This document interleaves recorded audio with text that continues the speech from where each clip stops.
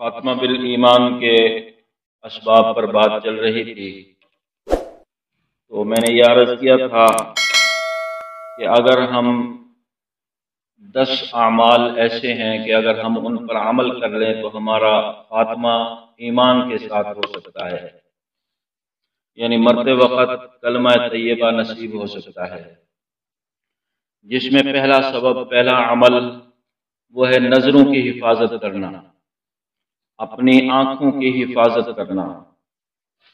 کیونکہ نظروں کی حفاظت کرنے سے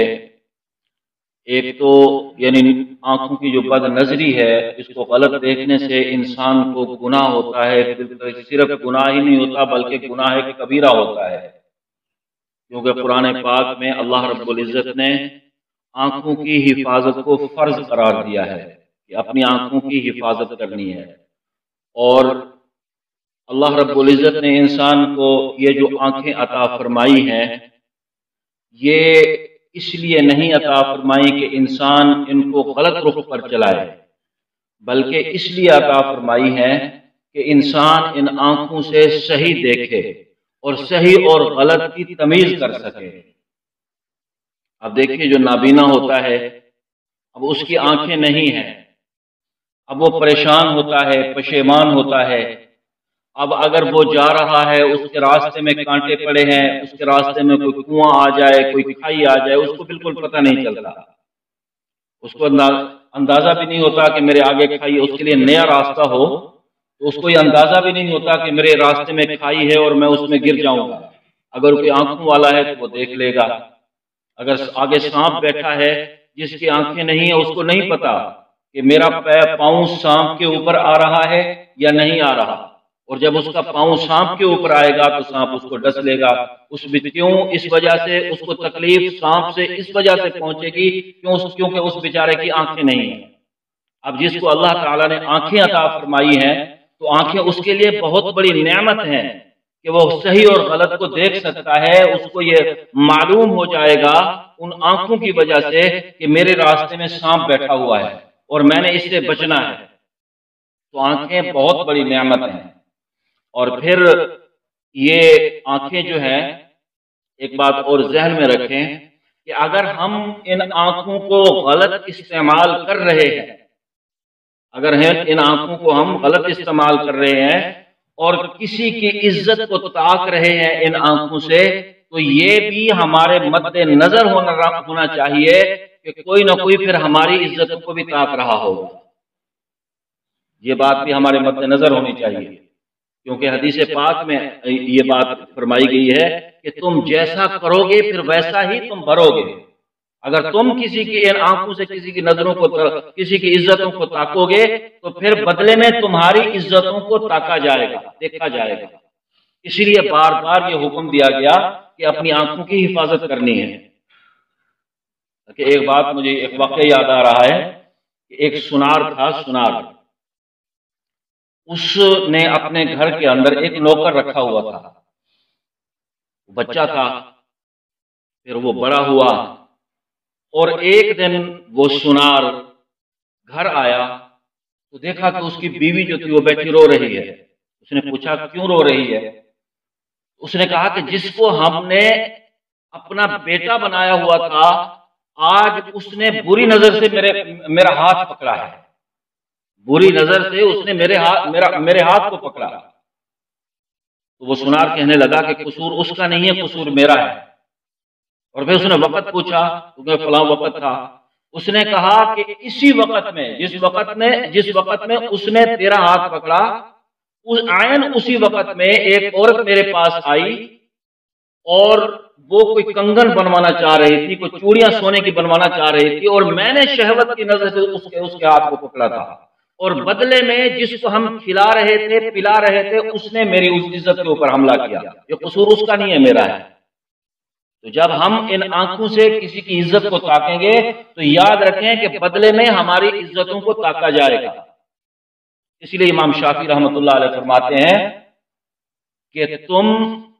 یہ جو زنا کے بارے میں فرماتے ہیں کہ اگر تم زنا کر رہے ہو تو یہ بات یاد رکھو کہ پھر اس کا بدلہ تمہارے گھر کی عورتیں چکائیں گی۔ امام شافعی رحمۃ اللہ علیہ فرما رہے ہیں کہ اس کا بدلہ پھر تمہاری گھر کی عورتیں چکائیں گی۔ ہاں یہ ایک علیحدہ بات ہے کہ پھر بڑا عزت دار بنا فرقہ ہو لیکن اس کو گھر کے حالات کا پتہ ہی نہ ہو، یہ ایک علیحدہ بات ہے نا جی۔ تو بہرحال پہلی چیز ہے نظروں کی حفاظت، اور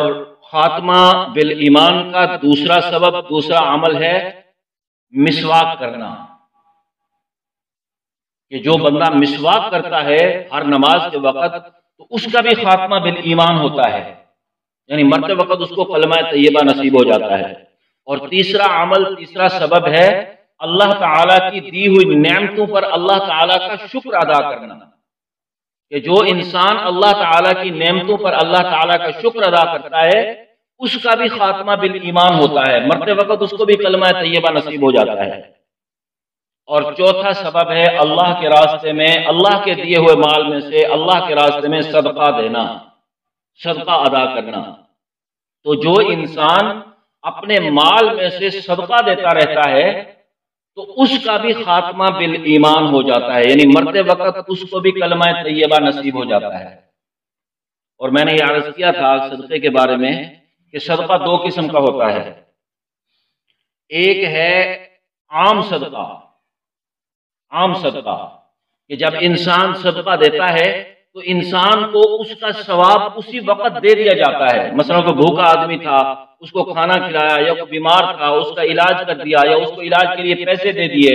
اب وہ ٹھیک ہو گیا، اس نے اپنا علاج کروایا ان پیسوں سے، اور جو بھوکا تھا اس کی بھوک مٹ گئی کھانا کھلانے سے، تو اب انسان کو اسی وقت ثواب دے دیا جاتا ہے لیکن اس کا ثواب جاری نہیں ہوتا۔ اور دوسرا ہے صدقہ جاریہ، دوسرا ہے صدقہ جاریہ، یعنی اللہ تعالیٰ کو راضی کرنے کے لیے کوئی ایسی چیز قائم کر دینا کہ جو دیر تک دوسرے انسانوں کو فائدہ پہنچاتی رہے، تو اس کو صدقہ جاریہ کہتے ہیں۔ اور پھر جب انسان اس چیز کو قائم کر دیتا ہے تو اس کی زندگی میں بھی اس کا ثواب جاری کر دیا جاتا ہے، اور مرنے کے بعد بھی جب انسان قبر میں پہنچ جاتا ہے تو وہاں قبر کے اندر بھی اس کو اس چیز کا انسان کو ثواب پہنچتا رہتا ہے۔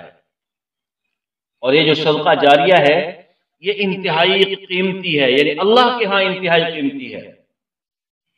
اور اس صدقہ جاریہ کو بھی ہم میں سے ہر انسان قائم کر سکتا ہے، اور یہ نہایت انتہائی آسان ہے، انتہائی آسان ہے۔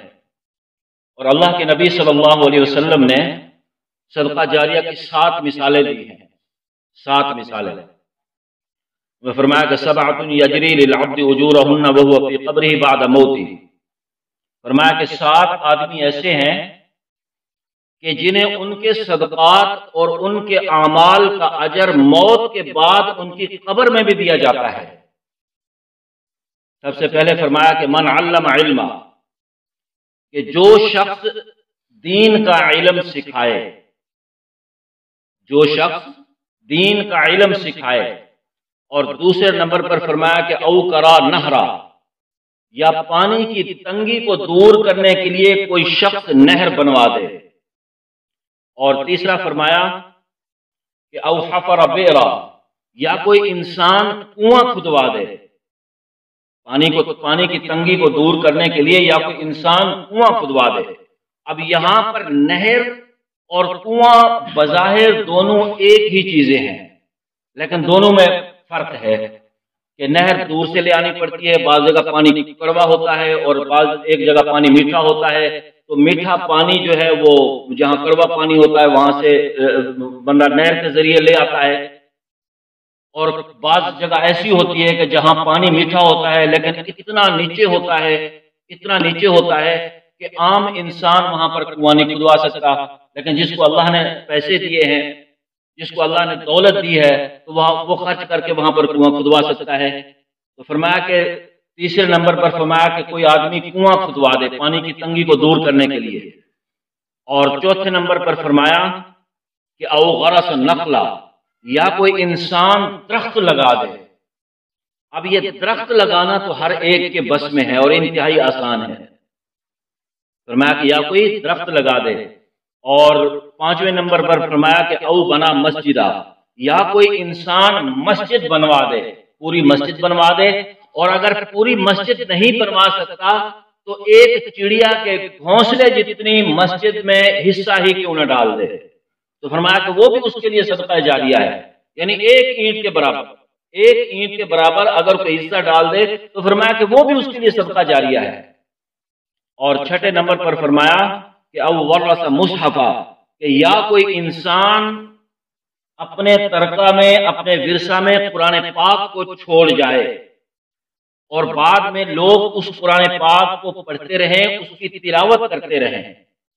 اور اس میں بہت تفصیل ہے۔ اور 7ویں نمبر پر فرمایا کہ او ترک ولدا یستغفر له بعد موته، کہ یا اپنی اولاد میں سے کوئی ایسا لڑکا چھوڑ جائے کہ جو اس کے بعد اس کے لیے توبہ استغفار بھی کرتا رہے اور اس کو ایصال ثواب بھی پہنچاتا رہے، نیک لڑکا چھوڑ جائے تو وہ نیک لڑکا بھی اس کے لیے صدقہ جاریہ ہے، کہ جب اس کی زندگی میں بھی اس کا ثواب اس کو پہنچتا رہے گا، اور مرنے کے بعد جب انسان قبر کے اندر پہنچ جائے گا تو وہاں پر بھی اس کا ثواب اس کو جاری کر دیا جائے گا۔ تو یہ 7 مثالیں اللہ کے نبی صلی اللہ علیہ وسلم نے صدقہ جاریہ کی دی ہیں۔ اب اس میں پہلی مثال جو دی ہے وہ فرمایا کہ من علم علما، کہ جو شخص اللہ کو راضی کرنے کے لیے کسی کو علم دین سکھائے۔ اب یہ دین کا علم سکھانے میں یہ جو بچے نورانی قاعدہ پڑھتے ہیں، چھوٹا قاعدہ، نورانی قاعدہ سے لے کر بخاری شریف تک اور جتنے بھی علوم شرعیہ ہیں وہ سارے کے سارے اس میں آ جاتے ہیں، اور اس میں یعنی عالم بنانا، قاضی اور مفتی بنانا، اور اسی طرح حافظ اور قاری بنانا، سارے کے سارے اس میں شامل ہو گئے۔ اور قرآن پاک کے چھوٹے سے چھوٹے مکتب سے لے کر بڑی سے بڑی جامعات تک ساری کی ساری اس میں داخل ہو گئی ہیں۔ اور یہ دین کا علم سیکھنا اور سکھانا، خصوصاً سکھانا، یہ صدقہ جاریہ ہے۔ اور یہ دینی مراکز جو ہیں، دینی مدارس جو ہیں، یہ دینی مدارس کے اندر جو علم پڑھایا جاتا ہے وہ علم بھی صدقہ جاریہ ہے، اور وہ بذات خود دینی مدارس بھی انسان کے لیے صدقہ جاریہ ہے۔ اور یہ علم دین جو ہے، یہ علم دین یعنی دین کا علم پڑھنا اور پڑھانا، دونوں چیزیں، دونوں باتیں اس میں، پڑھنا اور پڑھانا، یہ بہت بڑی عبادت ہے اور اس کی بہت زیادہ فضیلت ہے۔ اور یاد رکھیں کہ جتنی بھی نفلی عبادتیں ہیں، ان سب سے زیادہ فضیلت علم دین سیکھنے اور سکھانے کی ہے، یہاں تک کہ تبلیغ اور جہاد سے بھی زیادہ فضیلت علم دین کی ہے، اس لیے کہ جتنے بھی دین اسلام کے شعبے ہیں وہ سارے کے سارے شعبے علم دین سے وابستہ ہیں، کہ اگر علم دین ہے تو اس دین اسلام کے سارے شعبے قائم ہیں، اگر علم دین نہیں ہے تو سارے کے سارے شعبے بیکار ہو جائیں گے، ختم ہو جائیں گے۔ اور یہی وجہ ہے کہ ہمارے اکابرین بڑی جد و جہد کر کے، یعنی بڑے بڑے مجاہدوں سے علم حاصل کیا کرتے تھے، دین اسلام کا علم بڑے بڑے مجاہدوں کے بعد علم دین حاصل کیا کرتے تھے۔ کہ امام محمد رحمۃ اللہ علیہ کے بارے میں آتا ہے، امام حنیفہ رحمۃ اللہ علیہ کے شاگرد ہیں، وہ ایک بستی کے اندر پڑھایا کرتے تھے، طلباء کو پڑھاتے تھے، اور ساتھ کچھ فاصلے پر ایک دوسری بستی تھی، تو وہاں کے لوگ آئے امام محمد رحمۃ اللہ علیہ کے پاس، اپنے وقت کے بہت بڑے امام تھے، تو